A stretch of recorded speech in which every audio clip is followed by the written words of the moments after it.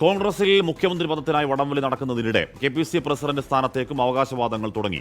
KPC അധ്യക്ഷ സ്ഥാനത്തിനായി അവകാശവാദം ഉന്നയിച്ച് കൊടുക്കുന്നിൽ സുരേഷ് MP AICC അധ്യക്ഷൻ മല്ലികാർജ്ജുൻ ഖാർഗെയെ കണ്ടു. വിനിത വിജി വിവരങ്ങളുമായി ചേരുന്നുണ്ട്. വിനിത, അപ്പോൾ അവിടെയും എന്തായാലും ആ സീറ്റ് ഒഴിവ് വരും, ആ സീറ്റിലേക്കും ഒരാൾ എന്തായാലും വേണം. അപ്പം അതിനുവേണ്ടിയും നമ്മൾ മുഖ്യമന്ത്രി സ്ഥാനത്തെ കാണുന്ന പോലെയുള്ള പലവിധ കളികൾ കാണാൻ തുടങ്ങിയോ വിനിത?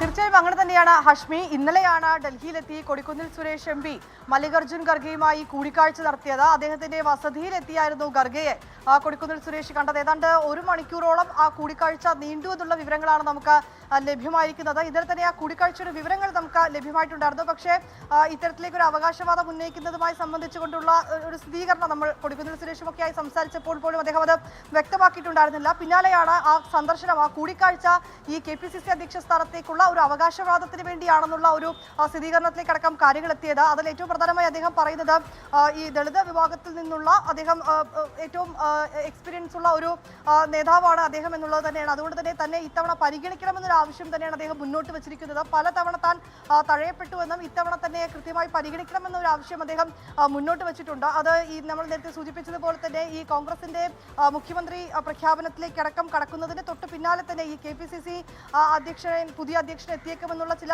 വിവരങ്ങൾ പുറത്തു വന്നിട്ടുണ്ടായിരുന്നു. അതിന് പിന്നാലെയാണ് ഇപ്പോൾ കൊടിക്കുന്നിൽ സുരേഷും അവകാശവാദം ഉന്നയിച്ചിരിക്കുന്നത്. നേരത്തെ ബെന്നി ബെഹനാൻ ഒരുപക്ഷെ KPCC അധ്യക്ഷനായേക്കുമെന്ന തരത്തിലുള്ള അദ്ദേഹത്തെ ആ തരത്തിൽ പരിഗണിക്കുന്നു എന്നുള്ള ചില വാർത്തകളും വിവരങ്ങളും പുറത്തു വന്നിരുന്നു. ഇതിന് പിന്നാലെയാണ് തന്നെ ആ സ്ഥാനത്തേക്ക് പരിഗണിക്കണമെന്ന് ആവശ്യപ്പെട്ടുകൊണ്ട് അവകാശവാദം ഉന്നയിച്ചുകൊണ്ട് കൊടിക്കുന്നിൽ സുരേഷും മല്ലികാർജ്ജുൻ ഖർഗെയുമായി കൂടിക്കാഴ്ച നടത്തിയത്.